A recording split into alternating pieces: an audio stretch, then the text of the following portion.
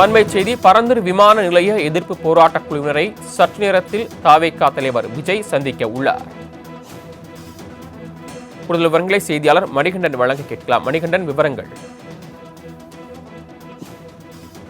சரவணன், இன்னும் சற்று நேரத்தில், அதாவது 9:30 மணி அளவில் பட்னப்பாக்கத்தில் இருக்கக்கூடிய அவரது இல்லத்திலிருந்து அவருடைய புதிய பிரச்சார வாகனத்துல முதன்முறையாக மக்களை சந்திப்பதற்காக வரக்கூடிய விஜய் பயணப்பட்டிருக்கிறார்.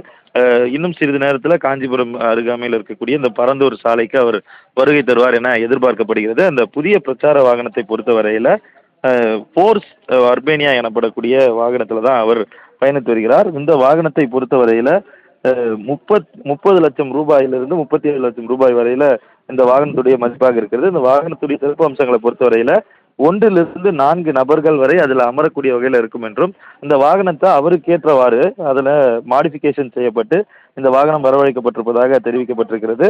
ஏற்கனவே இந்த வாகனம் அவரது பயன்பாட்டுக்காக மாநாட்டின் போதே கொண்டு வரப்பட்டதாகவும் தகவல் தெரிவிக்கப்பட்டிருக்கு. இருந்தாலும் முதல் முறையாக இந்த பிரச்சார வாகனத்தை அவர் இந்த பயணத்தின் போதுதான் பயன்படுத்துகிறார் என்றும், அந்த வாகனத்தில் தற்போது காஞ்சிபுரம் நோக்கி அவர் வருகை தந்து கொண்டிருக்கிறார். இங்கிருந்து அதே வாகனத்துல மேல் பொடவூர் எனப்படக்கூடிய பகுதியில் இருக்கக்கூடிய அந்த தனியார் மண்டபத்துல பொதுமக்களை சந்திப்பதற்காக உள்ளே செல்கிறார். அது திறந்த நிலை வாகனம் என்பதால அந்த வாகனத்தில் நின்றவாறு பொதுமக்களிடம் திறந்த திடல்ல, அந்த திருமண வளாகத்திற்குள்ளாக இருக்கக்கூடிய திறந்த திடல்லையே நின்று கொண்டு பொதுமக்களிடம் பேச இருக்கிறார். அவர்களுடைய கருத்துக்களை கேட்டு பெற இருக்கிறார்.